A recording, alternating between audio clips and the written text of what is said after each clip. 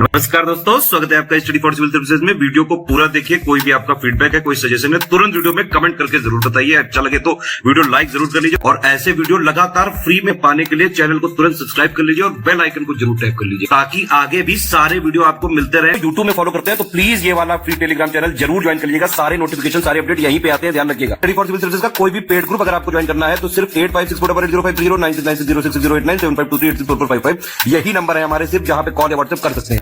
Instagram पे हमारा page जरूर फॉलो कर लीजिएगा, स्टडी फॉर सिविल .सर्विसेज है। ट्विटर पे हमको जरूर फॉलो कर लीजिएगा, @study for civils है। सारे क्वेश्चन अटेम्प्ट करिए और स्कोर अपना तुरंत कमेंट करके बताइए। नमस्कार दोस्तों, स्वागत है आपका स्टडी फॉर सिविल सर्विसेज में। बीओ परीक्षा के लिए हम जो लगातार पेड क्विजेस को देख रहे हैं, कंटिन्यू करेंगे उसको आज के फर्स्ट क्वेश्चन के साथ। पिछले वीडियोस नीचे प्लेलिस्ट में होंगे, अगर आपने नहीं देखे हैं प्लीज देख लीजिए उनको। तो 2011 की जनगणना के आंकड़े अभी भी हमको फॉलो करने पड़ रहे हैं क्योंकि नया सेंसस अभी हुआ नहीं है, तो उसी के संदर्भ में हमको गलत कथन चुनना है। तो बी ऑप्शन इसमें गलत है। लिखा है कि भारत में मुस्लिम समुदाय में लिंगानुपात यानी कि जो हमारा सेक्स रेशियो होता है वो कम है। तो सबसे कम सेक्स रेशियो जो है हमारा ये 6 के बीच में है, ठीक, सिख समुदाय के बीच में। बाकी के सब कथन ठीक है, इनको पढ़ के देख लीजिए एक बार आप प्लीज। उत्तर प्रदेश में सर्वाधिक अनुसूचित जनजातीय संख्या वाला जिला जो है वो कौन सा है, यानी कि शेड्यूल्ड ट्राइब्स की पॉपुलेशन अगर हम देखें तो सबसे ज्यादा जो है वो सोनभद्र जिले में है।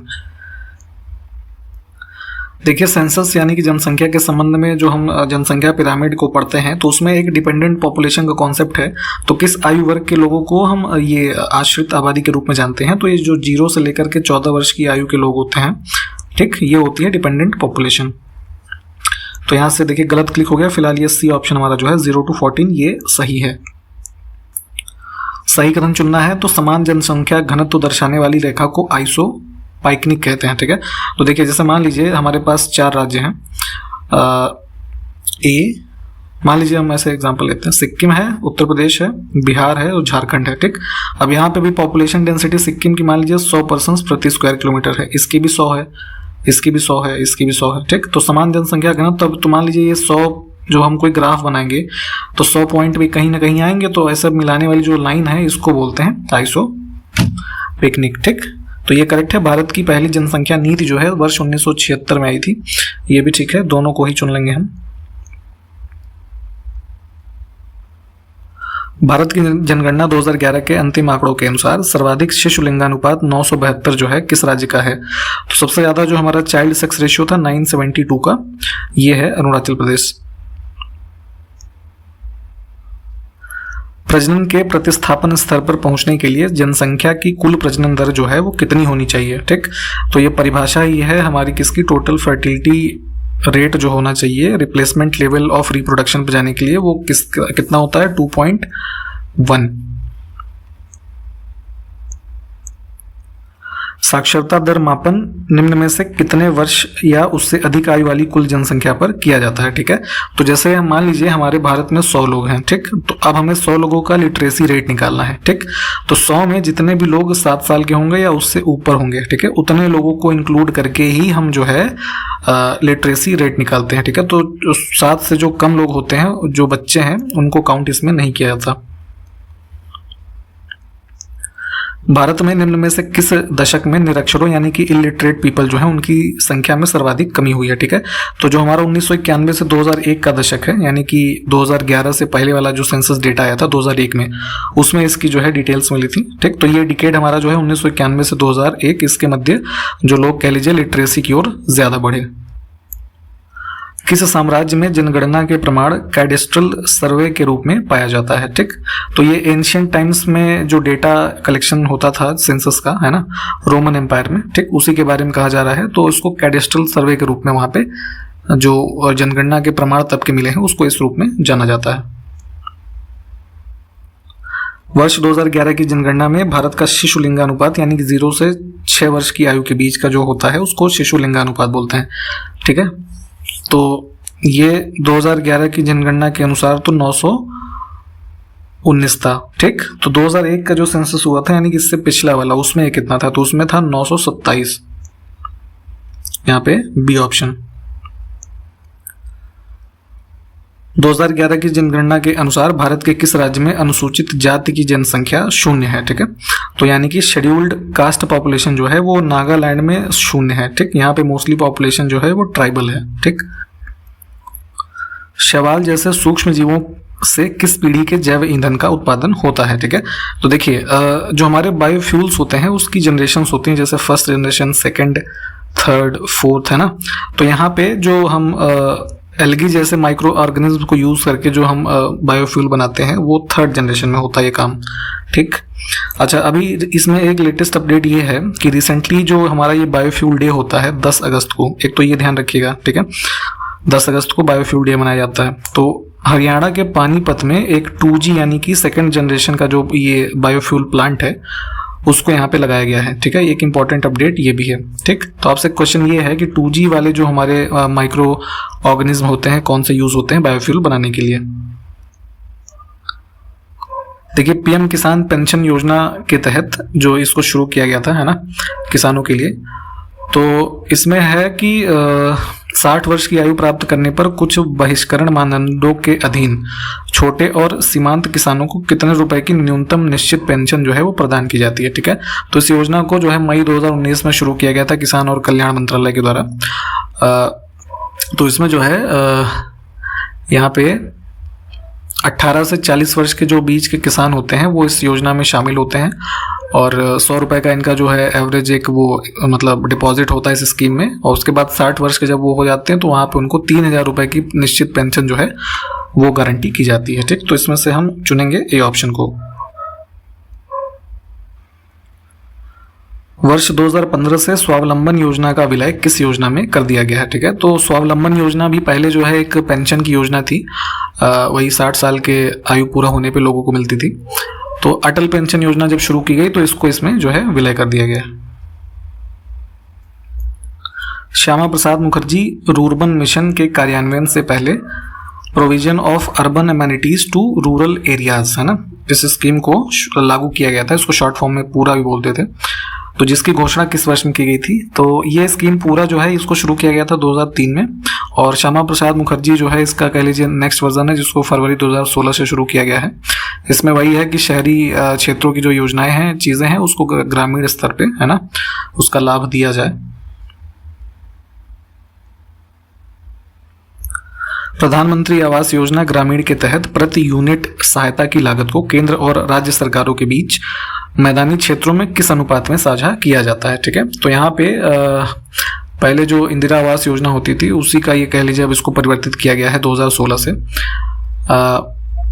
इसमें जो मैदानी क्षेत्रों में ये फाइनेंसिंग का कॉन्सेप्ट होता है वो केंद्र और राज्य सरकारों के मध्य, मान लीजिए किसी एक परिवार को एक घर बनाने के लिए देना है तो उसमें फंडिंग का रेशियो 60-40 होता है, ठीक, मैदानी क्षेत्रों में। और जो पहाड़ी क्षेत्र हैं भारत के वहाँ पे ये आंकड़ा 90-10 होता है, जिसमें 10 राज्य सरकार का है और 90 जो है केंद्र सरकार का है।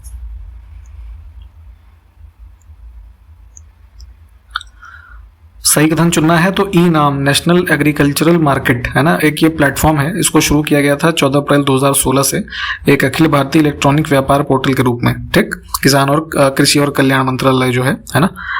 तो ये कथन ठीक है। दूसरा है इलेक्ट्रॉनिक नेगोशिएबल वेयर हाउस रसीद सिस्टम 2017 में लॉन्च किया गया था, ठीक है।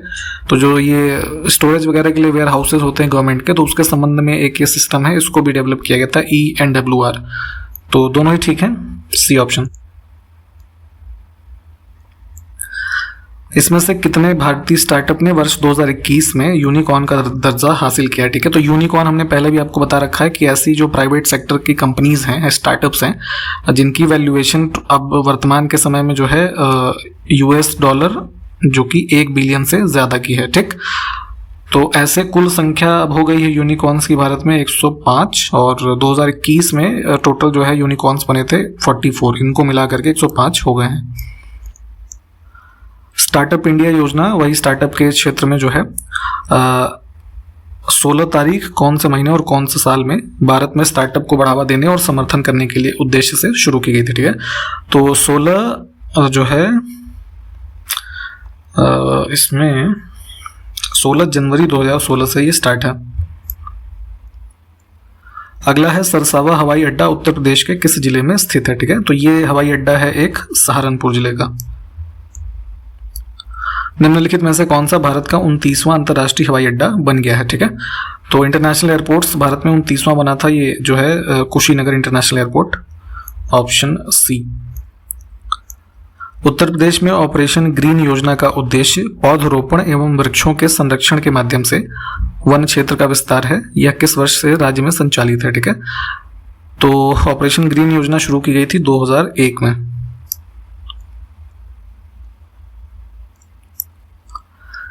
किस वर्ष में गंगा नदी की डॉल्फिन को भारत का राष्ट्रीय जलीय पशु घोषित किया गया था, ठीक है। तो national aquatic animal of India बनाया गया है जो गंगा नदी में पाई जाने वाली हमारी डॉल्फिन है, इसको वर्ष 2009 से। देश का पहला मल्टी मॉडल टर्मिनल जो है किस शहर में विकसित किया गया है, ठीक है। तो कई माध्यमों के साथ जो है लॉजिस्टिक्स के लाने ले जाने से संबंधित एक टर्मिनल डेवलप किया गया है आपका वाराणसी में। देखिए, देश में कुल 18 रेलवे जोन्स हैं, है ना। तो भारतीय रेल का संचालन करने में जो कोऑर्डिनेशन बनाते हैं पूरे देश में, तो इनमें से कितने जोन्स का विस्तार जो है उत्तर प्रदेश राज्य में है। तो यहाँ पे 4 जोन लिखे हैं, ये तो है ही। इसके अलावा एक और जोन हमारे पास है पूर्व मध्य रेलवे का, ठीक। तो टोटल 5 ऐसे रेलवे जोन हैं। तो फिलहाल यहाँ पे 1 2 3 4 जो है इसको तो चुन ही लेते हैं। अशोक के शिलालेखों में प्राकृत भाषा के साथ निम्नलिखित में से किन लिपियों का प्रयोग हुआ है, ठीक है। तो अशोक के इंस्क्रिप्शंस के बारे में आप पढ़ते हैं तो इसमें ब्राह्मी, खरोष्ठी, अरमाइक, यूनानी, है ना, इन सभी जो हमारी स्क्रिप्ट्स हैं इसका यूज हुआ है। तो हम ऑप्शन डी जो है इसको चूज करेंगे। कल्हड़ अशोक को निम्न में से किस देव का उपासक बताते हैं, ठीक है। तो कल्हड़ के बारे में आपने पढ़ा होगा इनके बुक्स वगैरह के बारे में। तो इन्होंने शिव को जो है अशोक को शिव का उपासक बताया है। किस शिलालेख में अशोक ने आदेश दिया है कि राजा तथा उच्च अधिकारी हमेशा प्रजा के हित में सोचें, ठीक है।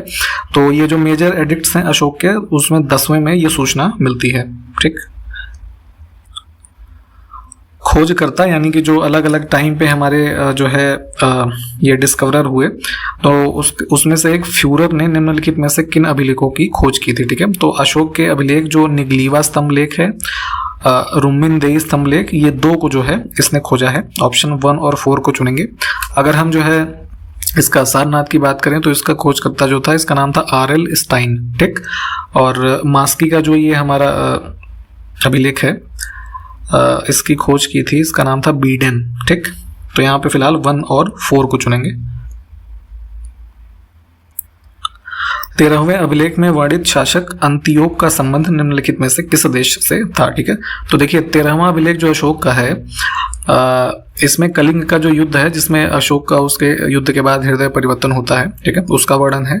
और इसमें 5 यवन राजाओं के नामों का उल्लेख है जहां पर अशोक ने धम्म प्रचारक जो है भेजे थे, ठीक। तो अब देखिए जो है 1 सेकेंड,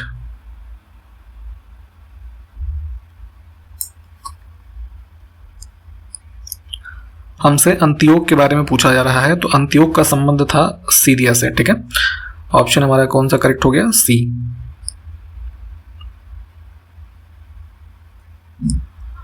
कुछ लघु शिलालेख भी हैं और उनके संबंध में जो स्थान है उसका गलत युग्म हमको चुनना है, ठीक है। तो यहाँ पे अगर अशोक के लघु शिलालेखों की बात करें तो जो सिद्धपुर है ये आंध्र प्रदेश के कुर्नूल जिले में नहीं है, ये जो है कर्नाटक में स्थित है। अगर हम आंध्र प्रदेश के कुर्नूल जिले की बात करें तो यहाँ पे जो ये लघु अभिलेख है उसका नाम है एर्रगुडी, है ना, ऐसे करके है। कालिदास ने एक नाटक लिखा है मालविकाग्नि मित्रम, ठीक है। इसके बारे में पूछा गया कई बार आपसे। तो इस नाटक का नायक कौन है, ठीक है। तो ये है अग्निमित्र, है ना। अग्निमित्र को इस नाटक में विदिशा क्षेत्र के वायसराय के रूप में जो है वर्णित किया गया है। पुष्यमित्र शुंग से संबंधित गलत कथन हमको चुनना है। तो सेनापति उसकी सर्वाधिक प्रचलित उपाधि थी। शासक जो है अलग अलग उपाधियां धारण करते थे। तो यहाँ पे पुष्यमित्र शुंग जो है उसको सेनानी या सेनापति जो है ये सबसे उसकी सर्वाधिक प्रचलित उपाधि थी, ठीक। दूसरा है कि राजा धना के अयोध्या प्रस्तर अभिलेख में उल्लिखित है कि उसने 2 अश्वमेध यज्ञ किए थे, ठीक। तो ये कथन भी हमारा ठीक है। तो दोनों को हम चुनेंगे। तो यानी दोनों सही हैं, तो कोई नहीं गलत है इसमें।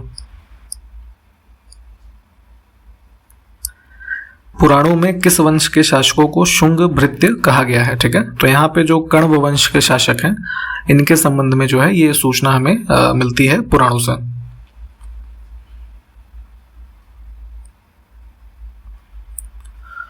अगला है कि द्रह्म जो कि ये मौर्योत्तर काल में द्रह्म एक जो है सिक्का होता था, है ना, 16 पण के मूल्य का, जो कि किस धातु का बना होता था? तो यहाँ पे ये था एक जो है इसका चांदी का सिक्का, ठीक, सिल्वर। विदेशी व्यापार का भुगतान निम्नलिखित में से किससे संबंधित है? ठीक है, तो देखिए भुगतान संतुलन यानी कि बैलेंस ऑफ पेमेंट जो होता है किसी देश के जो निवासी हैं तो उनका बाकी के वर्ल्ड के साथ जो टोटल इकोनॉमिकल ट्रांजैक्शन है ना, उसी का वार्षिक विवरण ये जो है हमारा बैलेंस ऑफ पेमेंट कहा जाता है। ठीक, तो विदेशी व्यापार का भुगतान भी जो है इसी से संबंधित है। देखिए विदेश व्यापार में व्यापार का प्रतिकूल संतुलन होता है जब, यानी कि adverse balance of trade foreign trade के संबंध में कब होता है? तो देखिए बैलेंस ऑफ ट्रेड का सबसे बेस्ट कॉन्सेप्ट ये है कि जब किसी देश का जो है एक्सपोर्ट जो है वो ज़्यादा हो, है ना, और इंपोर्ट जो है वो कम हो। ठीक, तो वो जो है पॉजिटिव बैलेंस ऑफ ट्रेड है। ठीक, तो एडवर्स अगर हम इसी की बात करें तो ये विपरीत हो जाता है। तो जब किसी देश का एक्सपोर्ट ज़्यादा है इंपोर्ट से, यानी कि exports are less than imports, मतलब तुम मंगा ज़्यादा रहे हो भेज कम रहे हो, तो ये यही वाला करेक्ट जो है सिचुएशन है। निम्नलिखित में से किस सम्मेलन ने अंतर्राष्ट्रीय मुद्रा कोष यानी कि इंटरनेशनल मॉनेटरी फंड जो है इसको जन्म दिया? ठीक, तो यहाँ पे अमेरिका में ब्रेटन वुड्स कॉन्फ्रेंस हुई थी, ठीक है, 1945 के दौरान। तो वहाँ पे जो है करीब 45 देशों के प्रतिनिधियों ने मिल करके जो है इसके आर्थिक रूपरेखा जो है इसको तैयार की। उसके बाद जो है IMF का एस्टैब्लिशमेंट होता है। वर्ल्ड बैंक ग्रुप यानी कि विश्व बैंक समूह जो है कितने संस्थानों से मिलकर के बना है? ठीक, तो वर्ल्ड बैंक जो है इसमें 5 हमारे इसके अंदर में जो है संस्थान है, इंस्टीट्यूशंस हैं, जिनके नाम हम आपको बता देते हैं। पहला है IBRD, है ना, अंतर्राष्ट्रीय पुनर्निर्माण एवं विकास बैंक। दूसरा होता है अंतर्राष्ट्रीय विकास परिषद यानी कि IDA। फिर तीसरा है हमारा ये अंतर्राष्ट्रीय वित्त निगम, है ना, IFC। उसके बाद बहुपक्षीय विनियोग गारंटी संस्था होती है एक, मीगा करके। और फिर एक विवादों से निपटने वाला जो संगठन है इसका ICSID करके, है ना, 5। GST यानी कि गुड्स एंड सर्विसेज टैक्स जो है वो किस प्रकार का एक कर होता है? तो ये एक इनडायरेक्ट टैक्स है। निम्नलिखित में से कौन सा कथन GST यानी गुड्स एंड सर्विसेज टैक्स के बारे में सही है? तो ये एक डेस्टिनेशन बेस्ड टैक्स है, यानी कि गंतव्य आधारित टैक्स, जो सामान जहां जा रहा है ना, उस पर आधारित एक टैक्स है। दूसरा है GST परिषद का कोरम 50% होना चाहिए। ठीक है, तो GST काउंसिल की भी स्टैब्लिशमेंट आर्टिकल 279A के तहत की गई है, जो GST वाला अमेंडमेंट हुआ था। तो उसमें कोरम का मतलब कि जब उसकी बैठक जो होती है ना GST काउंसिल की, चेयरमैन कौन होता है इसका? Finance minister. तो मीटिंग के लिए 50% लोग जो मेंबर्स हैं काउंसिल के वो उपस्थित होने चाहिए, तभी मीटिंग हो सकती है। तो दोनों ही ठीक है।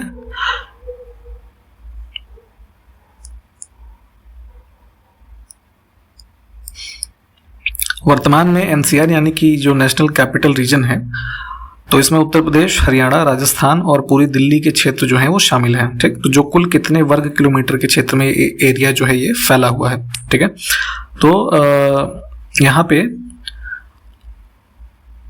जो है कुल ये एरिया है 55,083 किलोमीटर, है ना, स्क्वायर किलोमीटर के आसपास का, जिसमें उत्तर प्रदेश की अगर हम स्पेसिफिक बात करें तो NCR में जो है यूपी के 8 जिले हैं। ठीक, जिसका कुल एरिया लगभग है क्षेत्रफल करीब 14,826, है ना, स्क्वायर किलोमीटर के आसपास है। ठीक,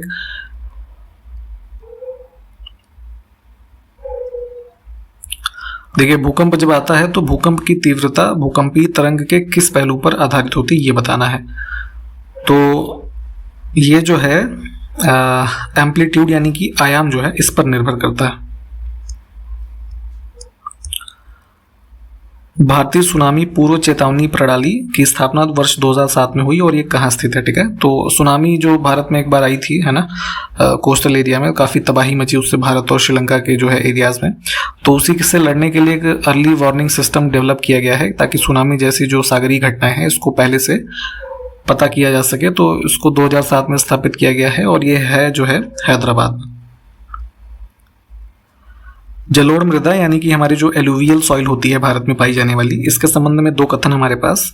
पहला है कि सामान्यतः इसमें पोटाश की मात्रा कम होती है और फास्फोरस की मात्रा अधिक होती है, ठीक है। तो ये कथन हमारा जो है गलत है। गलत क्यों है कि पोटाश की मात्रा ज़्यादा होती है और फास्फोरस की मात्रा कम होती है, ठीक, उल्टा लिखा है। दूसरा है कि इस मृदा पर गहन कृषि की जाती है, ठीक है। तो एग्रीकल्चर के कुछ प्रैक्टिसेस हैं, जैसे स्थानांतरित कृषि होती है, गहन कृषि होती है ना।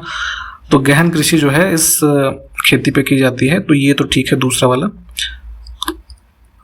हमने आपको पहले इंटेंसिव फार्मिंग के बारे में बता रखा है, ये क्या होती है जरा कमेंट करके बताइए। तो गलत कथन को चुनना है हमको। तो मिट्टियों में जब सोडियम और मैग्नीशियम की अधिकता होती है तो लवणीय मृदा यानी कि जो हमारी सेलाइन सॉइल होती है उसका निर्माण होता है। और दूसरा है कि भारत में सर्वाधिक क्षारीय मृदा क्षेत्र यानी कि जो हमारे एल्कलाइन सॉइल एरिया हैं वो उत्तर प्रदेश में है। और जो सर्वाधिक ये वाले सेलाइन सॉइल एरिया हैं तो ये हैं हमारे गुजरात में, ठीक। तो ये वाला स्टेटमेंट भी हमारा ठीक है। तो गलत चुनना था, तो गलत तो इसमें है नहीं कोई, तो कोई नहीं वाला ऑप्शन चुना जाएगा।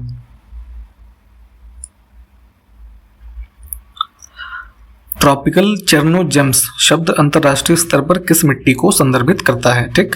तो देखिए ये टर्म जो है ये संबंधित है हमारी ब्लैक यानी कि काली मिट्टी से। काली मिट्टी जो कि भारत में इधर दक्कन के पठार के एरिया में ज़्यादा, महाराष्ट्र और गुजरात के जो रीजन है यहाँ पाई जाती है, ठीक। तो इसमें जो है ये कपास काफ़ी अच्छी मात्रा में उगाया जाता है। इसको जो है ब्लैक मॉइस्चर सॉइल कहते हैं, ठीक है। भारत में इसको रेगुर सॉइल के नाम से भी जाना जाता है, ठीक, या फिर कॉटन सॉइल। तो उसी तरीके से अंतर्राष्ट्रीय रूप में जो है इसको ट्रॉपिकल चेर्नोजेम जो है ये भी कहा जाता है, ठीक। तो यहाँ पे बी ऑप्शन हमारा करेक्ट है। और इसी प्रश्न के साथ ये वीडियो यहाँ पे समाप्त करेंगे। आपसे अगले वीडियो में मिलते हैं, तब तक के लिए नमस्कार, जय हिंद।